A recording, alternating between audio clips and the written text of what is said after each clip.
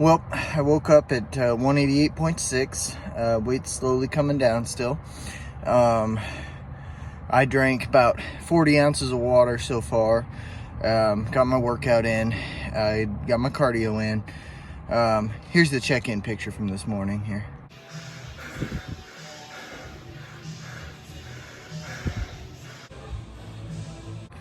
So I feel pretty decent.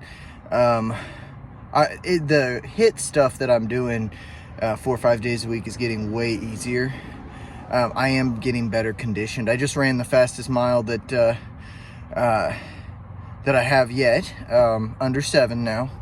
Not by much, but under the 7-minute mile. I'm aiming for, by the time these 6 weeks are up, being able to hit a 6-minute mile. That's my goal. So I got to, it was 6:58 this morning. Proud of that. I'm proud of the conditioning that I've been getting, and pretty good so far. I'm gonna go get some food. Today I've got another long day of driving as usual. So hopefully I can find some time in my stops to sit and talk a little bit more about what's going on. But we're moving in the right direction, and I know it feels kind of just slow day to day, but comparing myself today to 12 days ago, I'm proud of what I've been able to do, so that's kind of cool. So anyway, I'll catch you guys later. Just finished eating dinner. I had 2 eggs, I had some rice, and then I had some beef. I want to talk about protein sources today. So the best protein sources you can get are the non-processed raw foods, the whole foods. Those are the best protein sources. So when you're building muscle, beef and bison are the best things to build muscle. Eggs are also very, very good. The type of fat that's in them, so with eggs, it's monounsaturated fat, for example. With beef and bison, it's the saturated fats. They help with the muscle building process, so it's a little bit better than, say, chicken or fish if you're trying to build muscle. If you're trying to stay lean or get lean, chicken is a good option. Fish is obviously a good option. Now, I do some of both. I've got chicken, I've got eggs, I've got egg whites, I've got beef. Kind of just try to keep a good mix of it, and just keep those calories about 2,500 and below. I give myself some flexibility with that. Now, protein powder. There's been a trend lately where people talk about protein powder making you fat. And obviously this is something that it happened before in I think like 2014, then it happened again in like 2018, and now once again you're getting a lot of people talking about protein powder makes you fat. And no, protein powder doesn't make you fat. Protein powder's fine. It's high quality protein if you get the good stuff, like you get the Redcon or like the Bumstead or the higher quality types of protein. It's fine.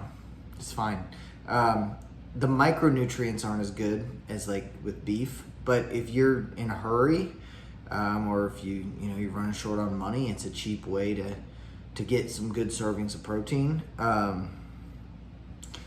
Not so much anymore, but it's okay.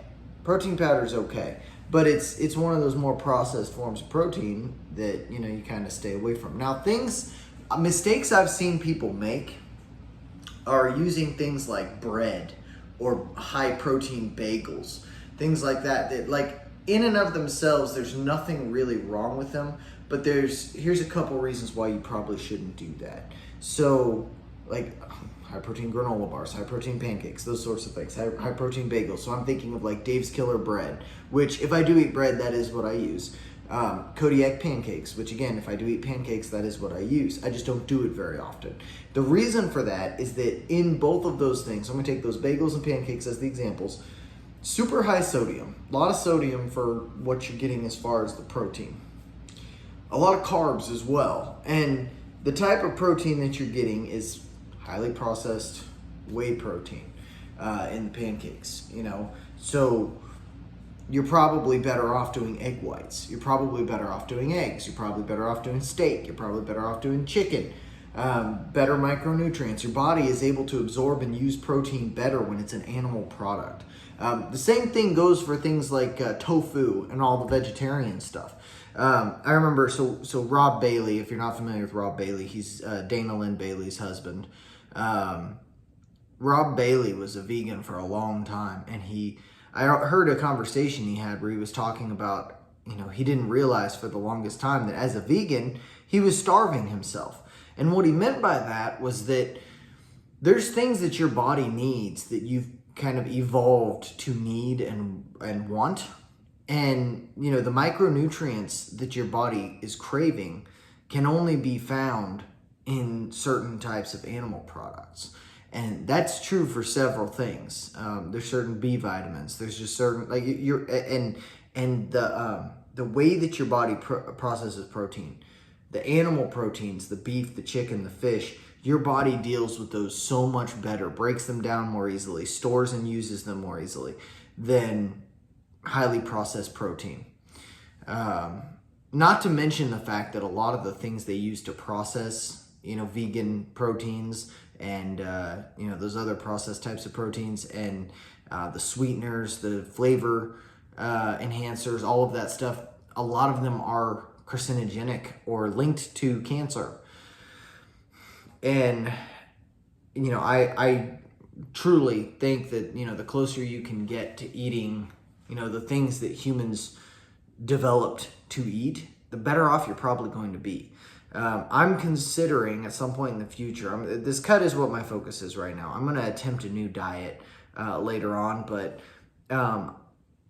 I think that, getting your carbs from fruit and vegetables and then getting all of your fats and proteins from meat, that would be a diet I would be interested in, because that is what humans really, before agriculture, before we started figuring out how to make food, in huge quantities, that's what humans ate.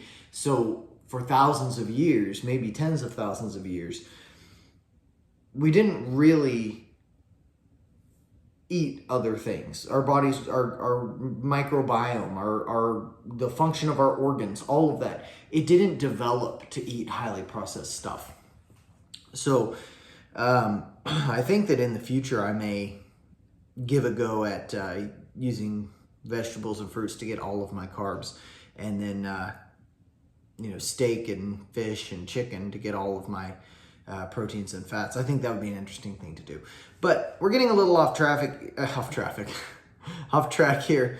The important thing is, when you're trying to gain muscle, when you're trying to maintain muscle during a cut, using the highest quality types of protein is probably the right way to go. So that's kind of my focus for today. Just want to talk a little bit about that. Let me know in the comments if you guys like my little rants and rambles about a different topic on each day whenever I can come up, whenever I'm thinking about it. Like I've said before, the purpose of these videos is really just to track the progress of a cut and hopefully give people a tip if you want a tip, or maybe see that someone else is struggling with it. But if I can give you information that's helpful, that's that much better. So if you guys like that, let me know in the comments. It's really helpful to know what people like. Give the video a thumbs up if you would. I appreciate it. Subscribe if you're not subscribed, and I'll see you next time. Bye.